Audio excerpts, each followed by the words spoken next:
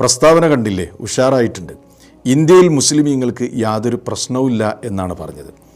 അപ്പോൾ ഒരു സത്യം ഇപ്പോഴാണ് മനസ്സിലായത്. ഇത്രയും കാലം നമ്മളൊക്കെ വിചാരിച്ചിരുന്നത് ഇന്ത്യയിൽ മുസ്ലിമീങ്ങൾക്ക് വലിയ പ്രയാസങ്ങളും പ്രതിസന്ധികളൊക്കെ ഉണ്ട് എന്നായിരുന്നു.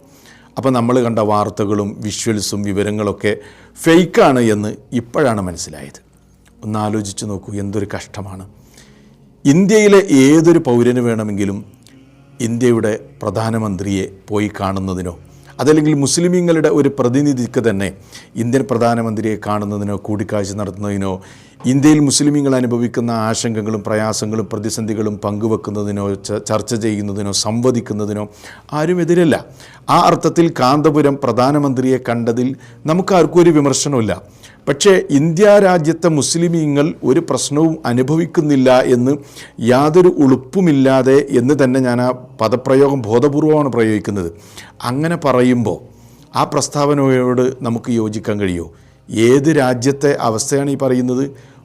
ബുൾഡോസർ കൊണ്ട് വീടുകൾ തകർക്കുന്ന ഒരു രാജ്യത്ത്, പള്ളികൾക്ക് മുകളിൽ പോലും കാവിപ്പട കയറുന്ന ഒരു രാജ്യത്ത്, പശുവിൻ്റെ പേരിൽ ജനങ്ങളെ മുസ്ലിങ്ങളെ തല്ലിക്കൊല്ലുന്ന ഒരു രാജ്യത്ത്, അല്ലേ, ഒരു വ്യക്തി മുസ്ലിമായി എന്നതിൻ്റെ പേരിൽ മാത്രം ആൾക്കൂട്ട വിചാരണ നേരിടുന്ന ഒരു രാജ്യത്ത്, അല്ലേ, മുസ്ലിം ചെറുപ്പക്കാരെ വിചാരണ പോലുമില്ലാതെ ദീർഘകാലം തടവിലാക്കുന്ന ഒരു രാജ്യത്ത്, മുസ്ലിമീങ്ങൾ അവരുടെ അസ്തിത്വവും പൗരത്വവും ചോദ്യം ചെയ്യപ്പെട്ടുകൊണ്ടിരിക്കുന്ന ഒരു കാലത്ത്, അല്ലേ, ഇങ്ങനെ എണ്ണി പറയുകയാണെങ്കിൽ നിരവധി പ്രതിസന്ധികളിലൂടെ പ്രയാസങ്ങളിലൂടെ മുസ്ലിങ്ങൾ ഇന്ത്യയിൽ കടന്നു പോകുമ്പോൾ ഇതൊക്കെ മറച്ചു വെച്ചുകൊണ്ട് തങ്ങളുടേതായ കാര്യലാഭത്തിന് വേണ്ടി മുസ്ലിങ്ങൾക്കൊരു പ്രശ്നമില്ല എന്ന് ഒരാൾ അതല്ലെങ്കിൽ ഒരു പണ്ഡിതൻ പ്രസ്താവിക്കുമ്പോൾ ആ പ്രസ്താവനയോട് എതിരഭിപ്രായം പറയുമ്പോൾ അതിനോട് വിയോജിപ്പ് പ്രകടിപ്പിക്കുമ്പോൾ അത് അദ്ദേഹത്തോടുള്ള വിരോധമോ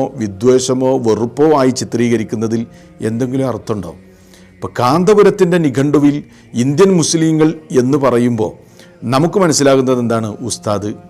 ഉസ്താദിൻ്റെ മകൻ, പേരോട്, അതേപോലെ ഖലീൽ ബുഖാരി, ഇവരുടെ സംഘടന, അവരുടെ അനുയായികൾ, അവരുടെ സ്ഥാപനങ്ങൾ, അവരുടെ അറബി കോളേജുകൾ, ജംഗമ വസ്തുക്കൾ, ഇതൊക്കെയാണ് ഇവരുടെ നിഘണ്ടുവിൽ ഇന്ത്യൻ മുസ്ലിങ്ങൾ. അതൊക്കെ കുഴപ്പമില്ല, സുരക്ഷിതമാണ്, യാതൊരു പ്രശ്നവുമില്ല, ഇവരും ഇവരുടെ സംഘടനയും അനുയായികളൊക്കെ സുഖമായിട്ട് പോകുന്നുണ്ട്. അപ്പോൾ അതിൻ്റെ സുരക്ഷിതത്വത്തിനും അതിൻ്റെ സേഫ്റ്റിക്കും വേണ്ടിയിട്ട് നടത്തുന്ന ഒരു പ്രസ്താവനയായിട്ട് മാത്രമേ ഇതിനെ കാണാൻ കഴിയുള്ളൂ. ഏതാണെങ്കിലും പ്രസ്താവന ഒന്നൊന്നര പ്രസ്താവനയാണ് എന്ന് പറയാതിരിക്കാൻ വയ്യ.